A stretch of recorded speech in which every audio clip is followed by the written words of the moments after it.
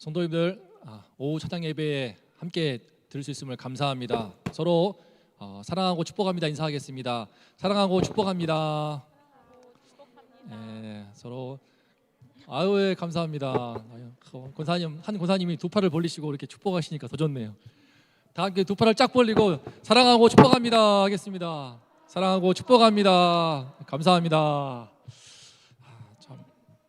아멘. 참 이 코로나 때문에도 그렇지만은 우리의 온라인 구역 대신방 담임 목사님 옆에서 보좌하면서 참 삶이 힘겹구나, 어렵구나, 우리를 지치게 하고 힘들게 하는 것이 참으로 많구나 느낍니다. 그렇기 때문에 더 주님이 빛나는 것 같습니다. 저도 참 그런 짧은 삶이지만 돌이켜 볼 때 가장 연약하고 지치고 쓰러질 때에 주님을 더 붙드는 것을 깨닫습니다. 이 시간에 우리가 가장 약할 때에 강함 되시고 우리가 가장 가난할 때에 우리의 부요함 되시는 우리 주님을 만날 수 있기를 소망합니다. 다 함께 약한 나로 강하게 찬양하겠습니다.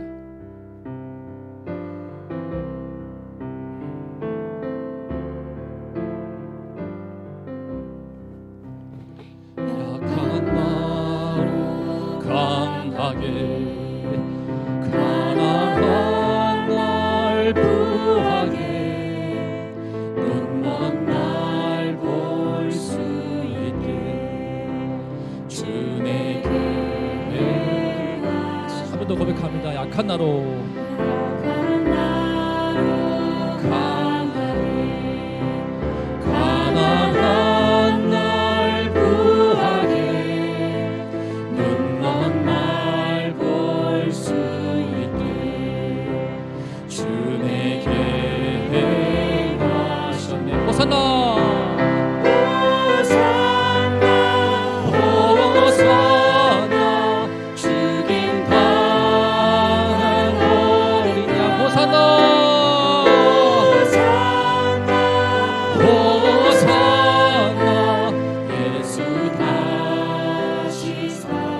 외칩니다. 호산나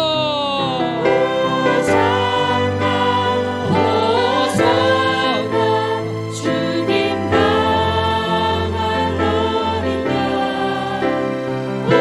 호산나 호산나 예수 다시 사셨네. 호산나는요 히브리어로 호시아나를 줄임말입니다. 주여 이제 나를 구원하여 주십시오, 그 뜻입니다.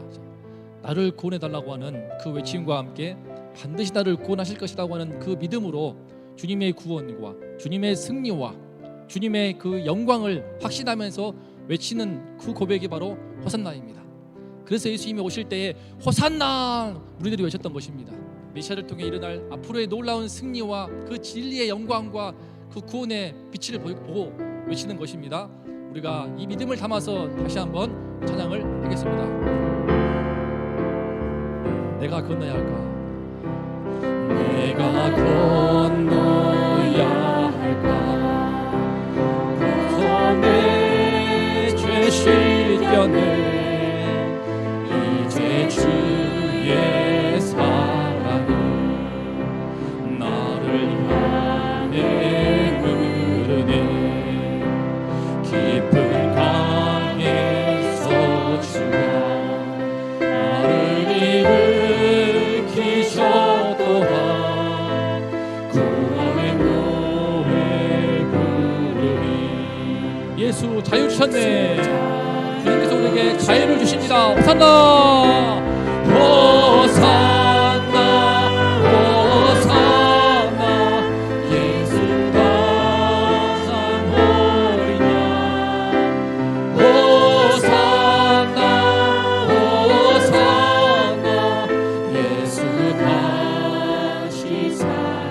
고백합니다. 호산나 호산나 예수께서 우리의 주님을 향하셨습니다.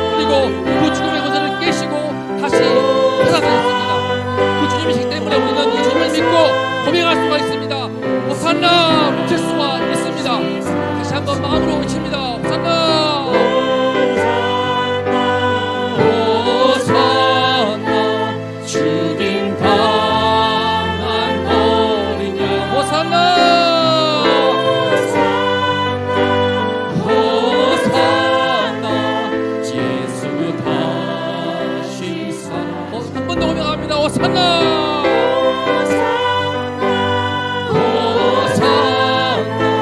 주님 방랑거리냐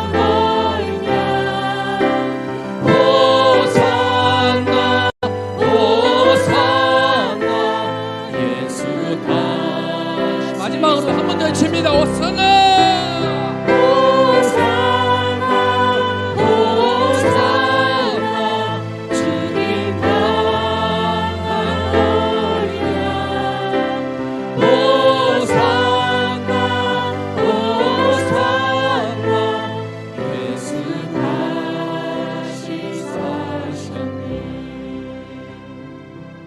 우리 예수님께서 다시 사셨습니다.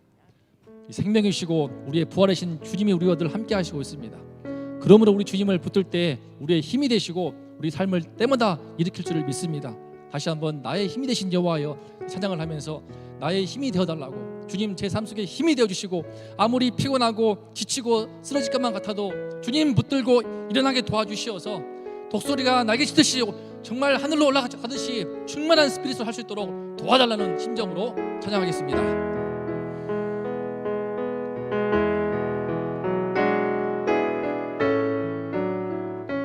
나의 힘이 되신 여호와여 내가 주님을 사랑합니다. 주는 나의 반석이시여 나의 요새시여 주는 나를 건지시는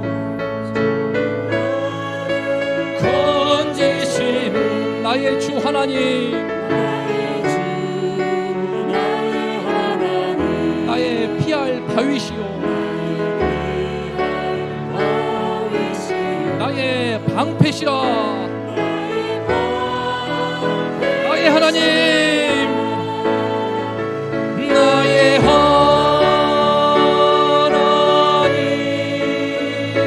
나의 하나님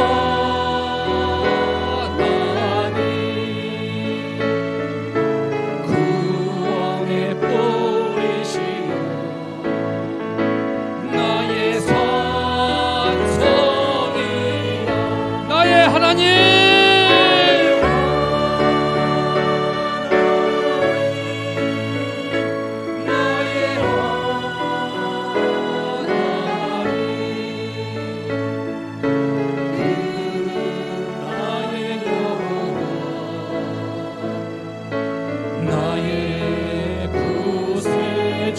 나의 하나님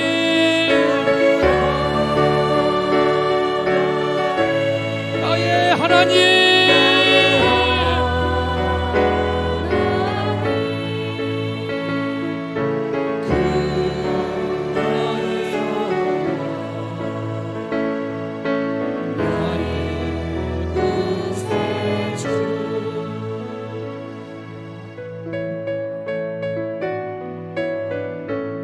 내가 주님을 찬양합니다. 주님을 찬양합니다. 주는 나의 사랑이시여 나의 다시 한번 고백합니다. 나의 생명이신 여호와여 나의 생명이신 여호와여 내가 주님을 찬양합니다. 주는 나의 사랑이시여 나의 의지시여 주는 나를 이끄시어 주의 길 인도하시며 나의 생의 목자 되십니다. 나의 목자 되신 주님을 따르기를 원합니다. 나의 하나님 외칩니다.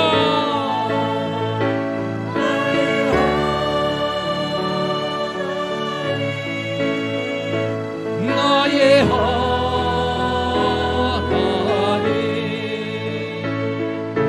구원의 뿌리시요 나의 산성이라 나의 하나님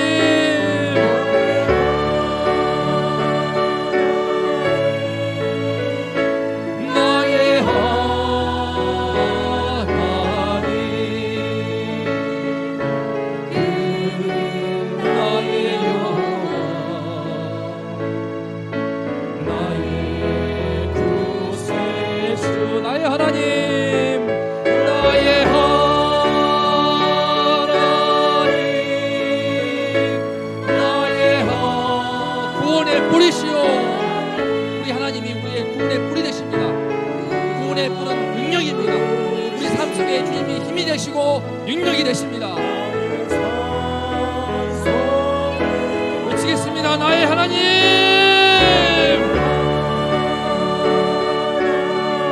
나의 하나님,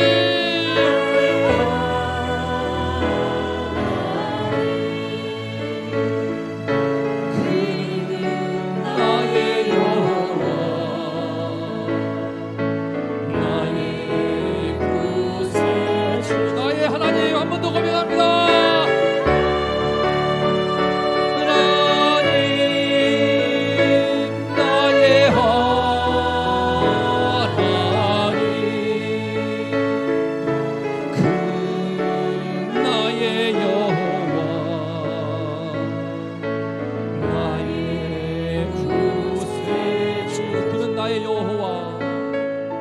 그는 나의 여호와, 나의 구세주.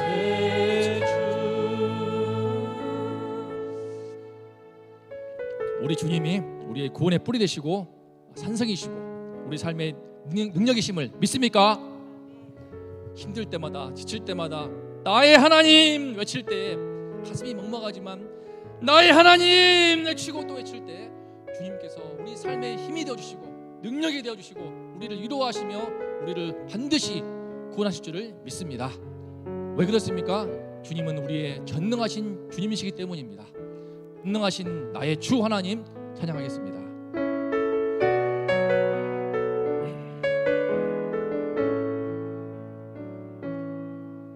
전능하신 나의 주 하나님은 능치 못하실 일 전혀 없네. 우리의 모든 간구도, 우리의 모든 생각도, 우리의 모든 꿈과 모든 소망도 진실하신 나의 주 하나님은 우리의 모든 괴로움 바꿀 수 있네. 불가능한 일 행하시고 죽은 자를 일으키시고 그를 이길 자 아무도 없습니다. 주의 말씀 의지하여,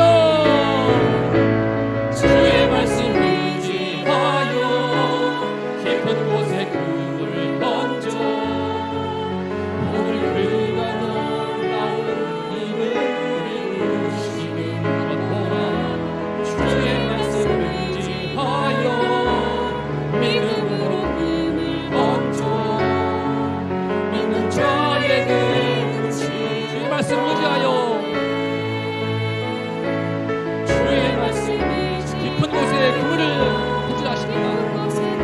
이해할 수 없지만, 왜 깊은 곳인가 이해할 수 없지만 믿음으로 던질 때에, 그럴 때 주님의 놀라운 일을 행하십니다. 우리가 할 일은 주의 말씀을 의지하여서 믿음으로 그 깊은 곳에 이해할 수 없지만, 인정할 수 없지만 주님을 믿고 던지는 것입니다. 믿는 자에게 능치 못함 없네. 한 번 더 고백합니다. 전능하신 나의 주, 전능하신 나의 주 하나님은 능치 못하실 일 전혀 없네. 우리의 모든 간구도, 우리의 모든 생각도, 우리의 모든 꿈과 모든 소망도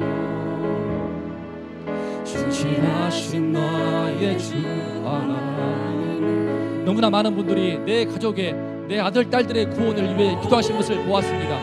내 자녀 때문에 괴로워하시는 것을 보았습니다. 하지만 우리 주님을 믿고 기도할 때 반드시 나의 자녀들도, 주를 떠난 나의 모든 백성들도 주님께 돌아올 줄을 믿습니다.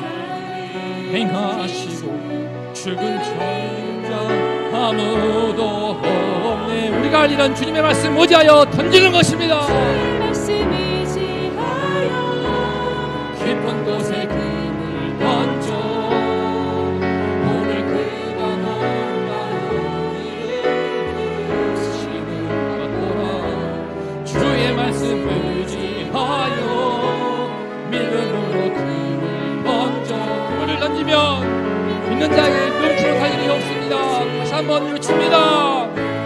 말씀 의지하여 주의 말씀 의지하여 주의 말씀 의지하여 던지면 오늘 바로 이 순간에 주님이 놀라운 일을 이루십니다. 일을 이루시는 것 보라. 주의 말씀 의지하여 믿음으로 그를 던져 믿는 자에게 잃지 못함 없네. 한 번 더 주의 말씀 의지하여 주의 말씀 의지하여 깊은 곳에 그를 던져 오늘 그가 놀라운 일을 이루시는 것 보라. 주의 말씀 의지하여 믿음으로 그를 던져 믿는 자에게 눈치 못함 믿는 자에게 눈치 못함 없네. 믿는 자에게 눈치 못함 없네. 우리에게 주의 말씀이 임하여서 그 말씀을 붙들고 믿음의 세계로 던지면은 그때면 바로 그 순간에 바로 오늘 이 시간에 주님께서 놀라운 일을 행하실 줄을 믿습니다.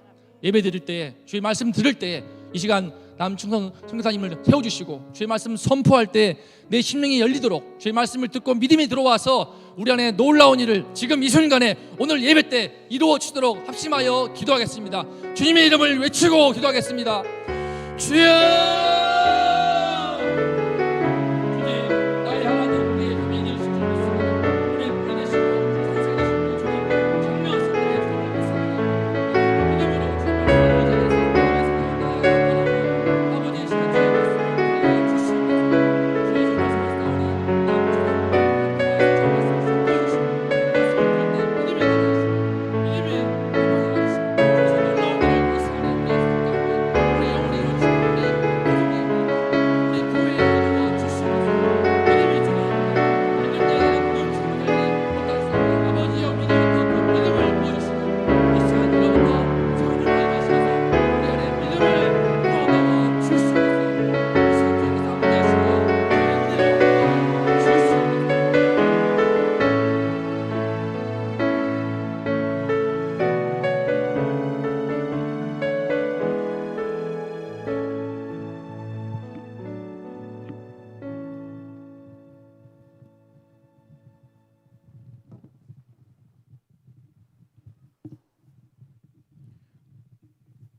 사랑과 은혜가 풍성하신 하나님, 우리를 항상 지켜주시고 인도하여 주셔서 감사합니다.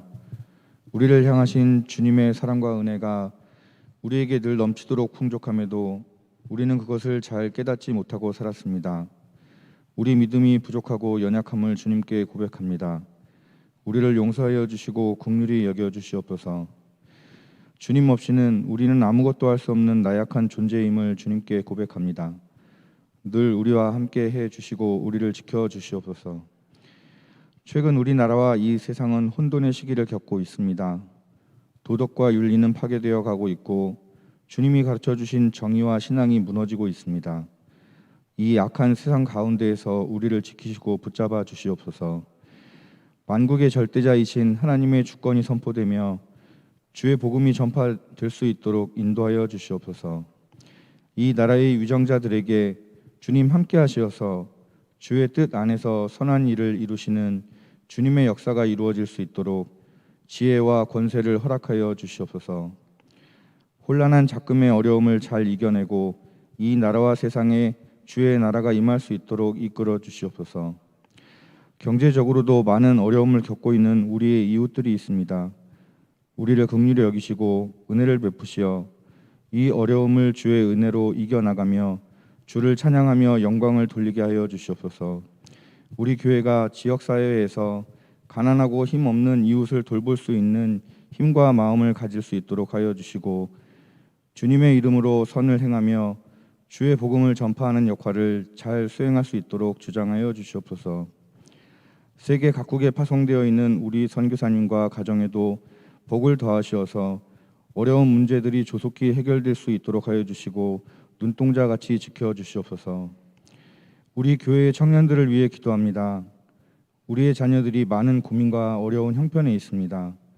매 순간 불안함과 갈등 속에서 방황할 때도 있습니다. 우리의 젊은 자녀들이 지치고 힘들 때에 주님 그 상처를 어루만져 주시옵소서. 주님을 바라보며 희망과 꿈을 가질 수 있도록 하여 주시고 주님의 말씀을 붙잡고 일어설 수 있도록 하여 주시옵소서. 주께서 예비하신 주의 뜻과 길을 쉬이 깨닫게 하여 주시고 주께서 계획하신 일에 귀히 쓰임을 받을 수 있도록 준비된 일꾼들이 되게 하여 주시옵소서.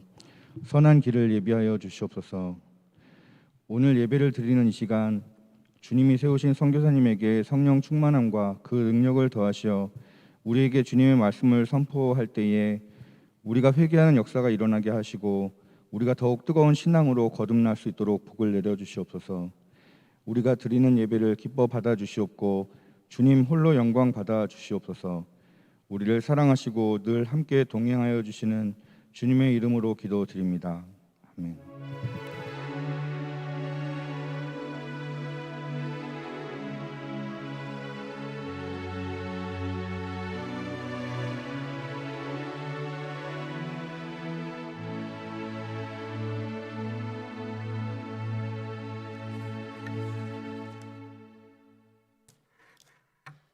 네, 2021년 원동 축복 언어 전달 주의 은혜와 평강이 늘 함께 하시고 영육간에 강건하시기를 예수 그리스도의 이름으로 기도드립니다. 우리 옆에 사람과 한번 인사하는 시간 가졌으면 좋겠습니다. 좀 멀리 떨어져 있지만 이렇게 눈인사로 이렇게 인사하시고 축복합니다 하셨으면 좋겠습니다. 축복합니다. 축복합니다. 식사 맛있게 하셨나요? 점심 식사? 네, 이렇게 기지개도 한번 펴시고, 오늘 하나님의 말씀을 함께 잘 나누고 배우는 시간이 되었으면 좋겠습니다. 광고 드리도록 하겠습니다. 임직 감사 예배 안내입니다. 임직 감사 예배가 사회적 거리두기 2단계 상황에서 3월 10일 오후 7시 수요 예배 시간에 거행됩니다. 은혜로운 임직 감사 예배가 될 수 있도록 기도해 주시기 바랍니다. 온라인 구역 대신방 안내입니다. 3월 9일 화요일 오전 53구역, 오후 71구역이고요. 3월 11일 목요일 오전에 61구역, 오후에 62구역. 3월 16일 화요일 오전 73구역, 오후 72구역. 3월 18일 목요일 오전 63구역, 오후 81구역입니다. 원동교회 상반기 온라인 양육학교 안내입니다. 오늘부터 줌 앱을 통한 상반기 온라인 양육학교가 시작됩니다. 과목에는 성장반의 이정은 전도사님 주일 오후 1시, 제자반 강양구 목사님 주일 오후 1시, 사역자반 정현민 담임 목사님 주일 저녁 5시, 구약 역사의 흐름 2 박유한 목사님 주일 오후 1시 20분, 소그룹 인도법 남충성 선교사 토요일 오전 11시, 갈라디아서 김상범 강도사님 토요일 오후 2시, 모세 오경 읽기 김향유 전도사님 주일 오후 1시 20분입니다. 원동 글마루 도서관 개관 안내입니다. 3월 7일 주일부터 원동 글마루 도서관을 개관합니다. 신규 도서를 대출하실 수 있으며 대출 기한은 2주입니다. 구역 건찰의 안내입니다. 3월 10일 수요일에 온라인으로 시작합니다. 시간은 오전 10시 30분입니다. 3월 행사 계획표입니다. 주요 행사에는 7일에 온라인 양육학교 개강하고요. 10일에 구역 건찰의 개강, 28일에 종료주일 고난주간 특별 새벽 기도회가 있습니다. 코이노니아입니다. 결혼을 축하합니다. 허영옥 은퇴 권사님의 장남 이윤재 군의 결혼식이 3월 13일 토요일 오후 5시 더 청담 7호선 강남구청역 앞 4번 출구 소재 2층 노블레스 홀에서 거행됩니다. 교회에서는 4시에 출발하도록 하겠습니다. 출산입니다. 엄용섭 성도와 유보아스 성도 가정에서 123구역 등남하였습니다. 우리 함께 축하해 주시기를 바랍니다. 네, 하나님 말씀을 나누도록 하겠습니다. 제목 소그룹 작은 교회라는 제목으로 본문 마태복음 18장 18절 20절까지 말씀입니다. 제가 봉독해 올리도록 하겠습니다. 마태복음 18장 18절에서 20절까지 말씀입니다. 진실로 너희에게 이르노니 무엇이든지 너희가 땅에서 매면 하늘에서도 매일 것이요 무엇이든지 땅에서 풀면 하늘에서도 풀리리라. 진실로 다시 너희에게 이르노니 너희 중에 두 사람이 땅에서 합심하여 무엇이든지 구하면 하늘에 계신 내 아버지께서 그들을 위하여 이루게 하시리라. 두세 사람이 내 이름으로 모인 곳에는 나도 그들 중에 있느니라. 아멘. 양육학교 주제들을 가지고 우리 교육자분들께서 오후 예배 설교를 지금 쭉 진행해 오고 계셨죠. 구약 역사의 흐름, 저번 주에 목사님께서 요한 목사님께서 귀한 설교를 해주셨어요. 구약 역사의 흐름에 대해서. 다른 설교는 양육학교를 하시는 우리 다른 교육자분들은 이 오후 예배 설교하기가 수월하셨을 겁니다. 왜냐하면 구약 역사의 흐름, 구약 가지고 설교하시면 돼요. 갈라디아서로 설교하면 됩니다. 그죠? 모세오경 읽기, 창출 내민신, 모세오경 가지고 설교를 하면 됩니다. 제자반, 예수님 12제자 이야기하면 돼요. 성장반, 그리스도의 장성한 분량까지 성장해야 됩니다. 이렇게 설교를 하면 됩니다. 자, 봅시다. 소그룹 인도법. 어떻게 설교를 해야 될까요? 아무리 제가 성경을 읽고 고민을 하고 생각을 해도 소그룹 인도법으로 어떻게 설교를 하지? 어떻게 말씀을 전하지? 이 고민이 너무 됐어요. 성경을 보고 또 봐도 소그룹 인도법에 대해서는 찾을 수가 없더라고요. 이렇게 설교 본문을 정하면서 힘들었던 적이 제 인생에 있어서 이렇게 어려웠던 적은 처음이었습니다. 이 소그룹 인도법이 그만큼 힘든 주제라는 것을 알 수가 있습니다. 자, 오늘 그 고민을 제가 쥐어짜서 단 한 방울의 참기름으로 만들었습니다. 엑기스를. 이 엑기스를 여러분들께 드리려고 합니다. 잘 들으셔야겠죠? 네, 잘 들어주셨으면 좋겠습니다. 비빔밥에 참기름이 한 방울 딱 떨어지면은 그 비빔밥에 풍미를 더하듯이 이 소그룹, 오늘 이 주제가 작은 교회, 소그룹이라는 주제로 말씀을 전할 건데 이 소그룹, 작은 교회를 바로 배워서 우리 신앙의 맛을 더해지는 귀한 은혜의 시간이 됐으면 좋겠습니다. 소그룹 인도법에 관련된 책들을 여러 권을 읽으면서 강의를 참고를 했는데 소그룹 인도법에 관한 책들을 쭉 보니까 대부분 이런 내용이었어요. 소그룹 인도를 이렇게 해야 됩니다. 몇 명 이상 모이면 안 됩니다. 어느 공간에서 모여야 됩니다. 교재는 어떻게 선정해야 됩니다. 논쟁을 하지 않고 인도를 하려면 어떤 기술들을 가지고 접근해야 됩니다. 이런 부분들이더라고요. 어떻게 인도를 하느냐에 대해서 말하고 있고 어떤 기술적인 측면으로 이 모임을 진행해야 되는지를 기술적인 것들을 가르쳐주는 책들이 너무나 많더라고요. 근데 생각해 보면은 내가 왜 소그룹을 인도해야 되는지에 대한 감동이 없고 내가 왜 소그룹을 이렇게 열심히 해야 되는지 인도를 해야 되는지에 대한 당위성을 찾지를 못한다면 이런 기술적인 것들을 가르쳐 준다 할지라도 아무런 의미가 없는 거예요. 내가 하나님께서 맡겨주신 2명 아니면 3명 내 양들, 내 그룹 이 사람들을 하나님의 말씀으로 내가 잘 인도해야 되겠다라는 어떤 타는 열정이 없이 어떻게 소그룹 인도 기술적인 측면만을 배운다고 한들 무슨 의미가 있겠습니까? 지속 가능하지가 않은 거예요. 기술을 배우는 것보다 내가 왜 소그룹을 인도해야 하는가? 이 시대가 요구하는 소그룹은 무엇인가? 즉, 지금 이 시대 교회의 방향을 내가 어떻게 설정해야 되는가? 이런 것들을 먼저 우리가 생각을 해야 된다는 것입니다. 이런 것들을 함께 살펴보면서 저와 함께 12주 동안 이 소그룹에 대해서 배울 건데요. 함께 토론하고 함께 대화하고 함께 실습하는 방법으로 강의를 진행을 하려고 합니다. 왜냐하면 소그룹에는 정답이 없으니까요. 어떻게 성경 안에서 건강하게 이 소그룹들을 인도를 해 나갈 것인지에 대해서 살펴볼 필요가 있습니다. 자, 제목이 소그룹이에요. 소그룹 작은 교회, 이렇게 제목을 정한 이유가 있습니다. 제가 여러분께 말씀드리고 싶은 것은 이 소그룹이 교회라는 거예요. 이게 그냥 그룹으로 그냥 셀 모임, 모임이 아니라 작은 교회라는 거예요. 이 부분에 대해서 짧게 나누고자 합니다.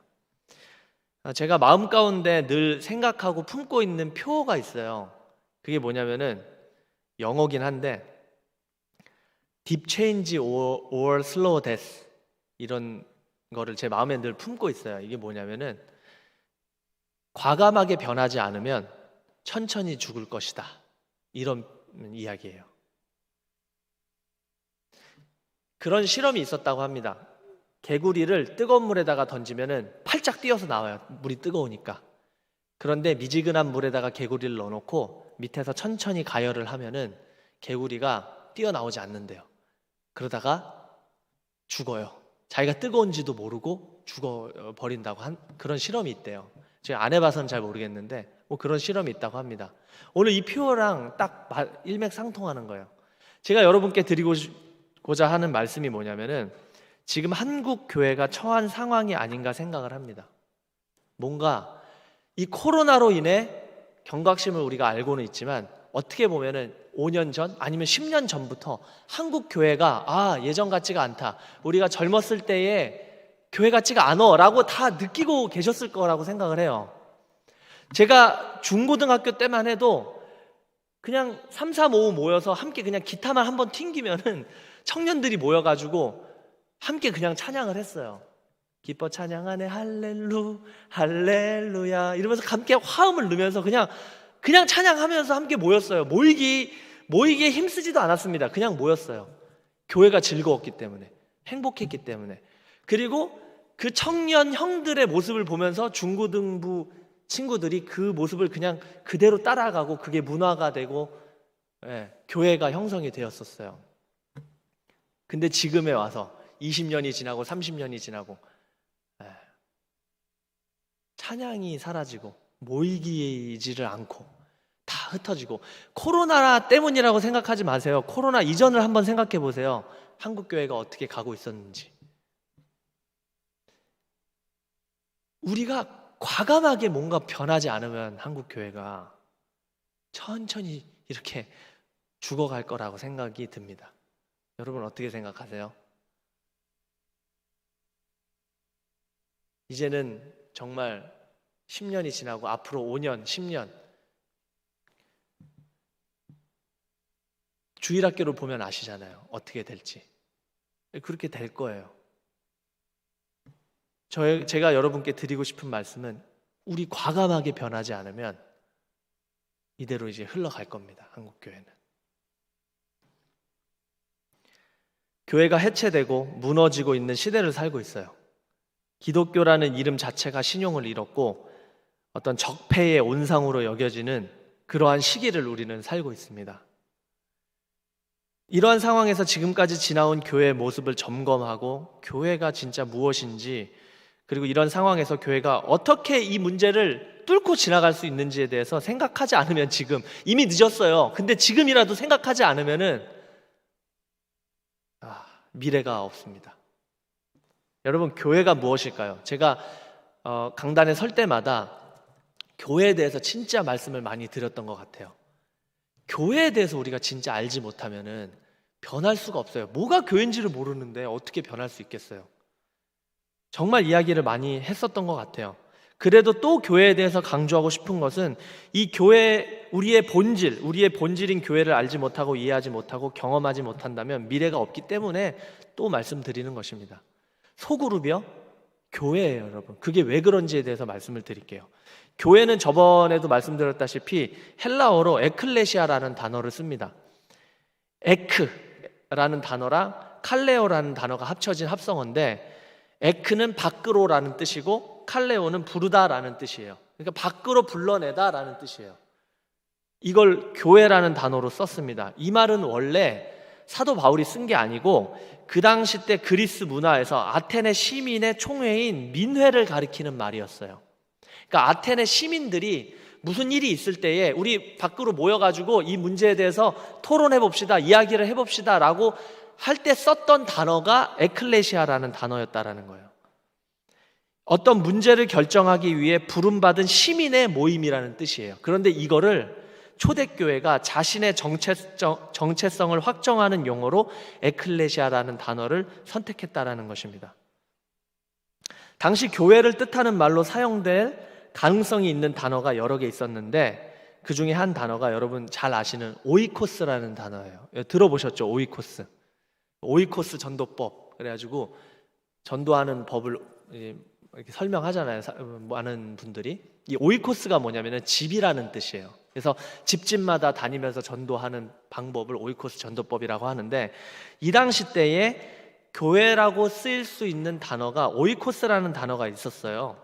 오이코스는 성도로 구성된 거룩한 공동체로서 일반적으로 가정에서 모이는 소그룹 공동체를 뜻합니다. 성경학자들은 이 고린도에 있는 오이코스가 대략 4-5개 이상 될 거라고 추정을 했다고 해요. 그러니까 고린도 교회라고 이야기를 했을 때에 이런 저희가 생각하는 이런 큰 교회 건물에서 모이는 그런 교회가 아니고 가정 단위로 되게 조그만 3명, 5명, 10명, 7명 이런 단위로 모인 것을 교회라고 했다라는 거예요. 그것이 고린도 지역에만 4-5개 이상의 교회들이 있었다라는 거예요. 그걸 통틀어서 고린도 교회라고 지칭을 했었다라는 것입니다. 가정의 소그룹 공동체를 교회라고 했다라는 거예요. 우리가 교회라고 했을 때 원동 교회라고 했을 때 이 교회 건물을 떠올리기가 너무 쉽습니다. 이것이 교회인 줄 알아요. 그런데 교회라고 했을 때는 2-3사람이 모인 그 모임이 교회였다라는 거예요. 자, 그렇다고 했을 때 지금 제가 앞으로 강의할 소그룹이라고 했을 때 그것이 교회랑 일맥상통한다라는 것이에요. 초대교회는요, 철저하게 건물에 관심이 없었어요. 철저하게 뭐에 관심이 없었다고요? 건물에 관심이 없었어요. 아예. 건물을 중심으로 모이지도 않았습니다. 건물은 없었고 가정 단위의 소그룹으로 모이다 보니까 조직도 체계적이지 않았어요. 교회의 원형 자체가 소그룹이었다라는 걸 알 수가 있죠. 초대교회 모임은 그리스 민회처럼 필요할 때마다 모였고 되게 민주적이었어요. 체계가 없었어요. 이런 피라미드식의 조직이 아니었습니다. 민주적이었고 평등했어요. 그리스 민회의 썼던 이 에클레시아라는 단어를 그대로 차용했다라는 것 자체가 이 성격을 가지고 있었다라는 것입니다. 특별히 이 그리스 민회는 그리스 남자 시민만 참여할 수 있었고 여자나 나그네나 외국인이나 종은 참여할 수가 없었습니다. 그러나 초대교회 공동체는 남자, 여자, 유대인이나 이방인, 종이나 자유자나 부자나 가난한 사람이나 유식한 사람이나 무식한 사람 모두가 똑같은 자격을 가지는 하나의 신앙 공동체였다라는 거예요. 신앙을 고백해야 된다라는 면에서 폐쇄적이었습니다. 왜냐하면 이 교회라는 공동체 2-3사람, 5-6명이 모이는 이 공동체 안에 들어오기 위해서는 신앙 고백을 하고 예수 그리스도를 믿는 믿음의 고백을 하는 사람들만 들어올 수 있는 공동체였다라는 점에서 폐쇄적이에요. 그렇지만 가입 조건은 인종, 언어, 민족을 구별하지 않는다는 측면에서 포용적이고 다양성이 있었습니다. 초대교회가 순수성을 지키면서도 확장성을 가지고 있었던 이유가 모두에게 열려 있었어요. 종, 부자, 나이가 많은 사람, 어린 사람 할 것 없이 동일하게 예수 그리스도를 주로 고백하는 사람들에게는 열려 있었다라는 거예요. 모든 사람에게. 그렇지만 이 모임 자체를 들어오기 위해서는 정말 예수님을 믿는 사람인지 안 믿는 사람인지 철저하게 검증한 사람들만 들어올 수 있었다라는 거. 모두에게 열려 있었지만 아무나 들어올 수 없었고 자격을 부여하지 않았어요. 자, 이런 측면에서 볼 때 여러분 한국 교회랑 반대적인 측면들이 있습니다. 한국 교회는 제가 느끼기로는 교회라는 이 집단이 모두에게 열려 있다고 생각하지 않습니다. 가난한 사람에게, 거지에게는 열려있지 않은 것 같아요. 어떤 특정한 사람들에게는 열려있고 특정한 사람, 또 다른 부류의 사람들에게는 되게 들어오기가 힘든 그런 모임이 되어 있지는 않은지 우리가 살펴볼 필요가 있습니다. 그러나 들어온 사람에게는 또 아무에게나 자격을 부여해 주는 모습도 볼 수가 있어요. 한국교회에서. 초대교회는 모두에게 열려있지만 아무에게나 자격을 부여하지는 않았어요. 그런데 한국교회는 모두에게 열려있지는 않은데 아무에게나 자격을 부여하고 있지는 않은지 우리가 살펴볼 필요가 있다는 것입니다. 초대교회는요, 건물에 관심이 아예 없었습니다. 건물을 중심으로 모이지 않았다라는 증거로 그들은 회당이라는 단어를 교회로 정의하지 않았다라는 거예요. 왜냐하면 여러분, 회당이라는 단어가 시나고그라는 단어를 쓰는데, 바울은 새로운 도시를 들릴 때마다 언제나 회당을 찾아가서, 유대인들이 모이는 회당을 찾아가서 복음을 전파하였습니다. 그곳은 유대인들이 모여서, 회당이라는 곳은 유대인들이 모여서 말씀과 찬양과 기도를 드리는 장소고 교육을 하는 장소였어요. 따라서 교회의 모습과 가장 유사하다고 할 수 있는데 바울은 교회를 회당이라고 정의하지 않았다라는 거예요. 왜 그랬을까요? 회당이 실제 건물과 밀접하게 결부되어 있었기 때문에 사용하지 않았다라는 것입니다. 쉽게 추측할 수 있는 것은 회당은 율법과 할례를 강조하는 장소로 이해되었기 때문에, 건물로 이해되었기 때문에, 교회라는 그 정의를 담을 수가 없기 때문에 회당이라는 단어를 사용할 수가 없는 거예요. 바울은 결코 교회를 회당이라 부르지 않고 교회를 그리스도의 몸이라고도 하지 않았고, 오히려 그리스도인은 그리스도의 몸에 속해 있다라고 정의를 합니다. 건물에 대해서 완전히 배제를 시키는 거예요. 모임, 집합체, 따로 떨어져 나와서 함께 무언가를 하는 공동체, 작은 단위, 이것을 교회라고 불렀다라는 거예요. 교회를 어떤 단어로 정의하느냐 하는 것은 전적으로 초대교회의 몫이었어요. 바울은 1세기 지중해 연안의 그리스 문화를 적극 수용하면서 동시에 성경의 의미를 재해석할 수 있는 단어로 에클레시아를 선택하였습니다. 이게 여러분 키워드예요. 회당이라고도 하지 않았고요. 회당을 차용하지도 않고 오이코스, 집을 차용하지도 않았습니다. 건물을 형상할 수 있는 것들을 아예 배제시켰다라는 거예요. 에클레시아, 밖으로 불러 모아가지고 모인 사람의 모임, 몇 명? 2명 이상. 그것이 오늘 본문 말씀이에요. 무엇보다도 유대인들이 회당 건물을 중심으로 모인 것과 달리 집회의 성격으로서 강조하기 위해 에클레시아를 선택했다라는 것을 알 수가 있습니다.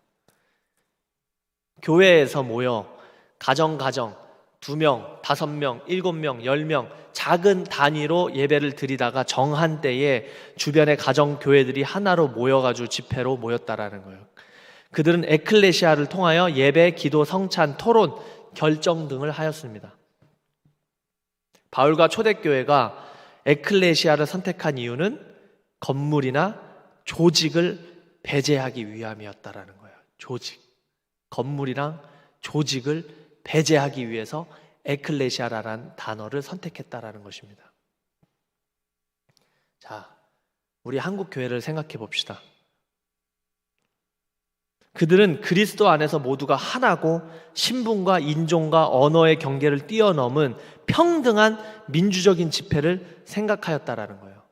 바울은 종이나 자유자나 지위가 있는 사람이나 없는 사람이나 나이가 많은 사람이나 적은 사람이나 그리스도 안에서 동일한 발언권을 가지고 동일하게 이야기를 하고 동일하게 교제할 수 있는 그곳이 교회다라는 거예요.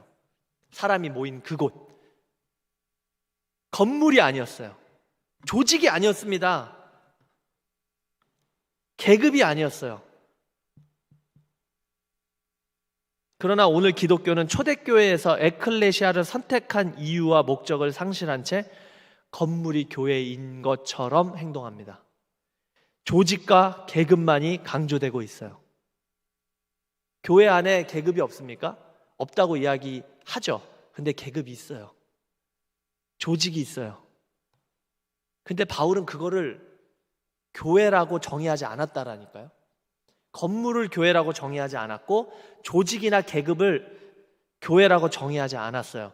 어떤 단어를 차용해가지고 교회라는 단어로 썼습니까? 에클레시아. 무슨 뜻이요? 밖으로 불러내어서 진 사람들, 그 모임, 민주적이고 평등하고 그 어떤 사람들도 예수 그리스도의 이름 안에서 하나로 뭉칠 수 있는, 하나로 평등하게 이야기할 수 있는 그 모임을 교회, 에클레시아라고 정의했다라는 것입니다. 비교해 봅시다. 얼마나 지금 다른 길을 가고 있는지. 유교적인 정통이 교회 안에 들어와 교회의 본질과 방향을 흩어버리는 결과를 나왔다라는 것입니다. 16장에 보면은 베드로의 고백 위에 예수 그리스도께서 내가 그 고백 위에 교회를 세우겠다라고 말씀하셨어요. 그리고 뭐라고 말씀하셨냐면은 16장 19절에 내가 천국 열쇠를 내게 주리니 내가 땅에서 무엇이든지 매면 하늘에서도 매일 것이요 내가 땅에서 무엇이든지 풀면 하늘에서도 풀리리라. 이게 교회에게 주신 능력이고 권세라니까요. 교회의 정체성이에요. 우리가 할 수 있는. 근데 그것이 또 나오는 구절이 있는데 마태복음 18장에 동일한 구절이 나옵니다. 마태복음 18장 18절에 진실로 너희에게 이르노니 무엇이든지 너희가 땅에서 매면 하늘에서도 매일 것이요 무엇이든지 땅에서 풀면 하늘에서도 풀리리라. 이게 지금 교회에 대해서 동일하게 이야기하는 장면이거든요. 그렇기 때문에 19절, 20절도 지금 무슨 이야기를 하고 있는 것이냐면은 교회에 대해서 이야기를 하고 있다라는 것입니다.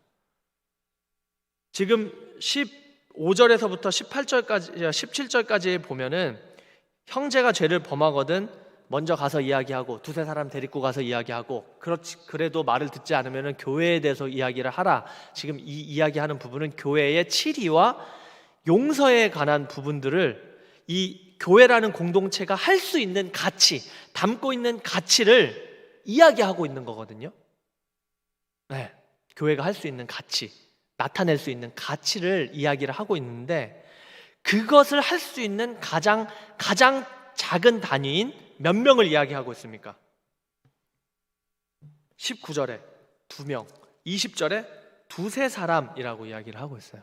그러니까 교회라고 할 때에, 에클레시아라고 할 때에 우리가 최소 단위를 2명으로 볼 수 있다는 거예요. 여러분 2명만 만나도 교회라고 할 수가 있는 거예요. 여러분 2명이 모여서 기도하고 2명이 모여서 말씀 나누고 여러분 그 교회예요. 믿으십니까? 이거를 깨기가 너무 힘들어요. 이 지금까지 우리가 어렸을 때부터 담아왔던 이 개념을 우리가 생각하는 교회, 십자가 이렇게 달리고 건물 이거를 깨기가 힘든 거예요. 이 조직, 이 체계 이걸 깨기가 힘든 거예요. 여러분 2명이 모이는데 조직이 뭐가 필요해요? 나이 든 사람이랑 나이 젊은 사람이 청년이 함께 모여 대화하는 데에 조직이 뭐가 필요합니까? 제가 에티오피아 가가지고 많이 배운 것 중에 하나가 뭐냐면은 제가 목사고 선교사지만 저를 선교사로 부르는 사람은 한 명도 없어요. 저는 충이에요. 충이라고 불러요. 저를. 제 이름을 그냥 불러요. 제 아마릭 이름이 체르네트예요. 체르넷. 그냥 제 이름 불러요. 나이가 많으신 분도 적은 사람도 다 이름 불러요. 그 이름을 부르는 거에서 오는 자유함이 있더라고요. 서로 그 나이로 쌓여있는 어떤 계급, 관계, 직분으로 쌓여있는 그 모든 얽혀있던 것들이 많이 이름을 부르는 거에 대해서 해소가 된다는 것을 많이 느꼈습니다.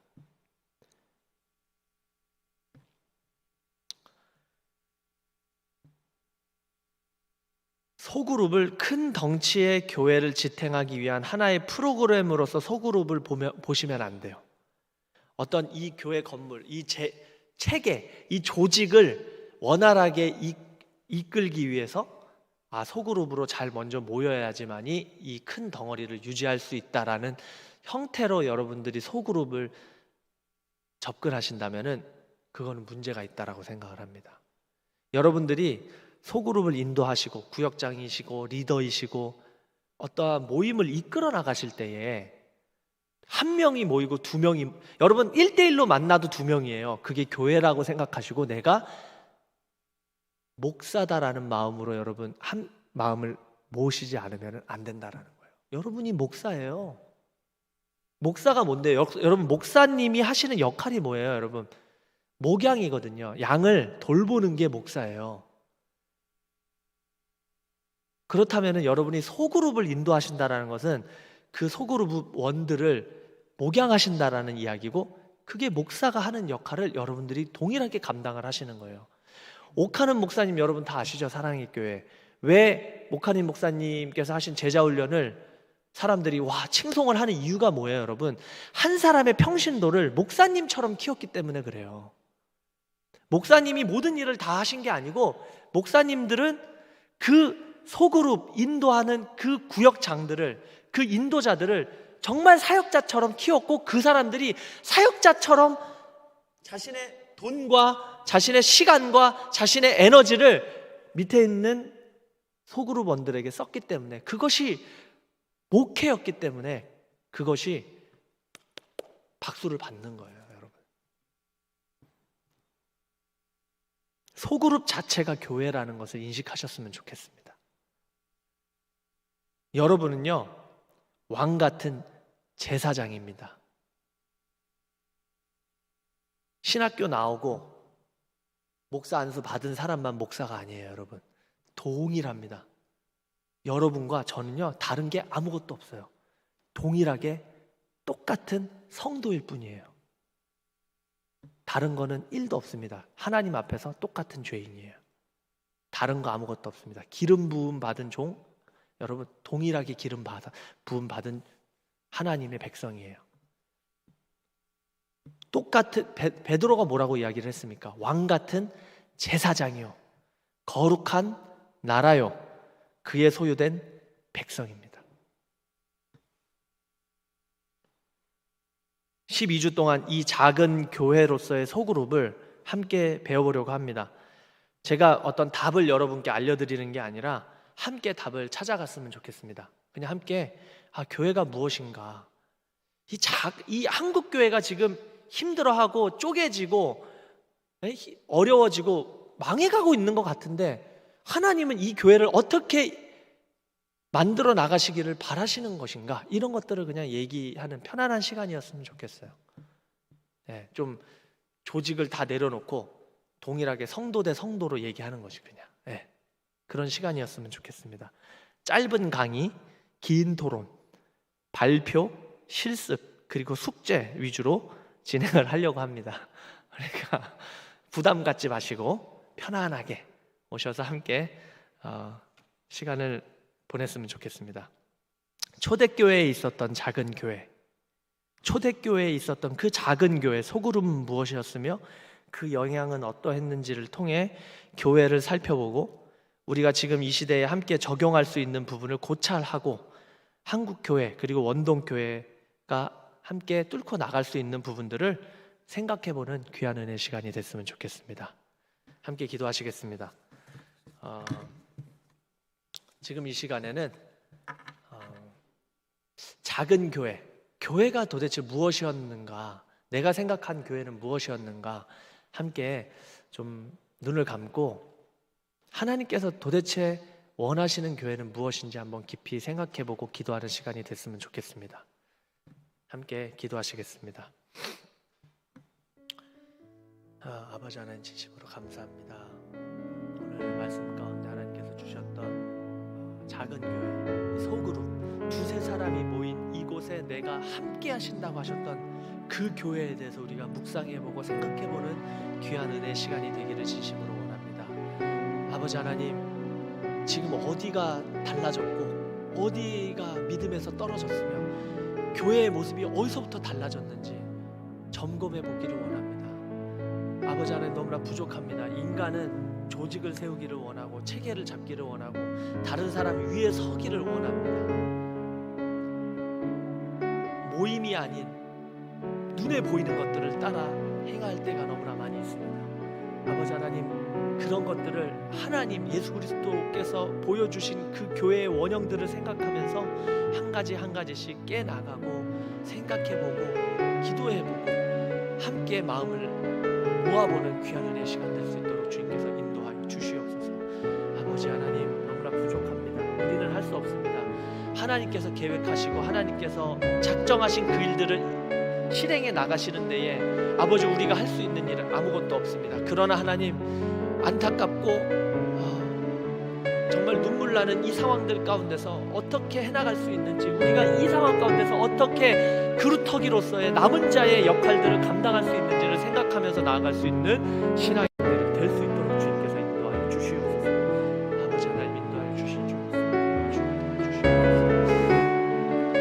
우리 들은 말씀을 기억하면서 한국 교회를 위해서 기도했으면 좋겠습니다. 원동교회를 놓고 기도했으면 좋겠습니다. 아버지 하나님, 이 기독교가, 교회가 정말 쓰레기가 되어버린 이 시대 가운데 하나님, 우리 어떻게 살아야 됩니까? 아버지 하나님, 말씀을 통하여 지혜를 허락하여 주시옵소서. 말씀을 통하여 초대교회가 나아갔던 그 방향들을 잡기를 원합니다. 우리 교회를 놓고 한번 다 같이 기도하셨으면 좋겠습니다. 기도하시겠습니다. 아버지 하나님, 인도해 주실 줄 믿습니다.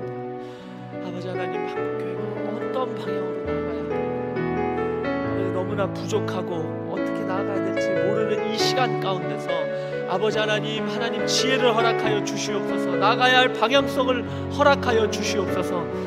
광야에 외치는 자의 소리같이 외친다 할지라도 춤추지 않는, 움직이지 않는 이 세대 가운데서 아버지 하나님, 어떻게 행동하고 나아가야 할지 아버지 하나님 지혜를 허락하여 주시옵소서. 지치지 않게 아버지 하나님 은혜의 은혜를 허락하여 주시옵소서. 날마다 새 힘으로 아버지 하나님 함께하여 주시옵소서. 교회의 방향성을 보여주시옵소서. 나아가야 될 길을 아버지 하나님 보여주시옵소서. 지칩니다. 힘듭니다. 넘어진 것 같고, 엘리야가 갈멜산 전투를 이끌고 이세벨의 말 한마디에 나가 떨어져서 지쳐버린 것처럼 지친 것 같습니다. 아버지 하나님, 위로하여 주시옵시고 어루만져 주시고 나아가야 할 새 힘을, 나아가야 할 그 방향성을 아버지 새 힘을 허락하여 주시옵소서. 아버지, 남은 자들이 많이 있는 줄 믿습니다. 바알에게 무릎 꿇지 않은 아버지 하나님의 사람들을 예비하셨음을 믿습니다.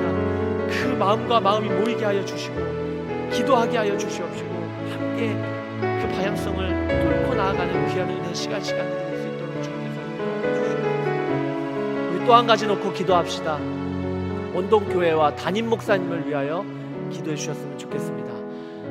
교회를 이끌어 나가시는데 조금도 부족함이 없도록 영과 육이 강건하게 하여 주시고 정말 새로운 교회, 정말 하나님께서 원하시는 교회의 그 모습대로 이 교회를 이끌어 나가실 수 있도록 우리 담임 목사님을 위하여, 원동교회를 위하여 다시 한 번 더 기도하셨으면 좋겠습니다. 기도하시겠습니다. 아버지 하나님, 진심으로 감사합니다. 아버지 하나님께서 세우신 우리 담임 목사님을 위하여 기도합니다. 아버지 하나님, 하나님께서 세우신 담임 목사님, 이 교회를 이끌어 나가시는데 조금 더 부족함이 없도록 강건함을 허락하여 주시옵시고 지혜를 허락하여 주시옵시고 능력을 허락하여 주시옵소서. 말씀의 말씀으로 아버지의 능력을 허락하여 주시옵소서. 작은 교회, 정말 생동력이 있는 교회, 살아 숨쉬는 교회를 이끌어 나가시기에 조금 더 부족함이 없도록 아버지 하나님 능력의 능력을 허락하여 주시옵소서. 원동교회가 다시 한 번 더 웃음꽃이 피어나고 그 공동체가 정말 하나님의 그 말씀 안에서 다시 한 번 더 소성케 되는 그런 귀한 역사가 이 공동체 가운데 있게 하여 주시옵소서. 아버지 하나님 인도하여 주실 줄 믿습니다. 이끌어 나가시는 담임 목사님과 그리고 부교육자님들을 주님께서 붙잡아 주시고 아버지 하나님, 우리 부목사님들, 부교육자님들 지치지 않고 새 힘으로 강건함으로 아버지 담대함으로 말씀을 선포하며 나아가시기에 부족함들이 없도록 아버지 하나님, 아버지 지치지 않게 큰 힘으로 허락하여 주시옵소서. 함께하여 주시옵소서. 인도하여 주실 줄 믿습니다. 주여 도와주실 줄 믿습니다. 우리 마지막으로 한 번 더 기도하도록 하겠습니다. 진행되고 준비되는 교회 사역들을 위하여 기도해 주셨으면 좋겠습니다. 온라인 대신방이 있고 양육학교가 있습니다. 임직 예배가 있습니다. 이 모든 프로그램들 가운데 하나님의 은혜가 함께 해달라고 우리 기도해 주셨으면 좋겠습니다. 특히 양육학교 많이 신청 안 해주셨는데 신청해 주세요. 즐거운 시간들 함께 그 안에서 고민해보고 배우고 앞으로 나아갈 수 있는 귀한 은혜 시간이 되게 해달라고 우리 양육학교 그리고 온라인 대신방 그리고 임직 예배를 위하여 함께 기도해 주셨으면 좋겠습니다. 기도하시겠습니다. 아버지 하나님 감사합니다. 교회가 나아가는 모든 프로그램과 방향 가운데 주님 함께하여 주시옵소서. 온라인 대신방이 이루어집니다. 그 신방들 가운데 아버지 하나님의 은혜를 허락하여 주시고 목사님이 양들을 양육하고 목양하고 상황을 살피고 하는 그 모든 시간들 가운데 아버지 하나님 은혜를 허락하여 주셔서 마음속 깊은 고민들과 생각들과 기도 제목들을 나누고 함께 기도하는 귀한 은혜 시간들이 될 수 있도록 주님께서 인도하여 주시옵시고 은혜를 허락하여 주시옵소서. 아버지 양육학교가 진행됩니다. 12주 동안 진행됩니다. 아버지 많은 사람들이 듣고 그 각 과목들을 듣고 더욱더 믿음이 성장이 되고 그 성장된 믿음으로 남을 판단하고 교만하는 것이 아니라 더욱더 섬기는 자세로 나아갈 수 있는 귀한 은혜의 시간들이 되는 양육학교가 될 수 있도록 주님께서 인도하여 주시옵소서. 목사님들이 귀하게 준비하신 그 시간들이 정말 함께 말씀을 나누는 즐거운 시간들이 될 수 있도록 하나님 인도하여 주시옵소서. 임직 예배가 드려집니다. 아버지의 직분을 받고 세워지는 그 직분자들을 아버지 하나님 붙잡아 주시옵시고 무엇보다도 그 자리가 군림하는 자리가 아니라 남에게 명령하는 자리가 아니라 정말 예수님께서 십자가를 지시면서까지 섬기셨던 그 섬김의 모범을 보여주는 자리인 줄 알고 섬기게 하여 주시옵시고 낮아지게 하여 주시옵시고 더욱더 주님 앞에 무릎으로서 나아갈 수 있는 임직자들 될 수 있도록 주님께서 인도하여 주시옵소서. 아버지 하나님께로 온전히 나아가기를 원합니다.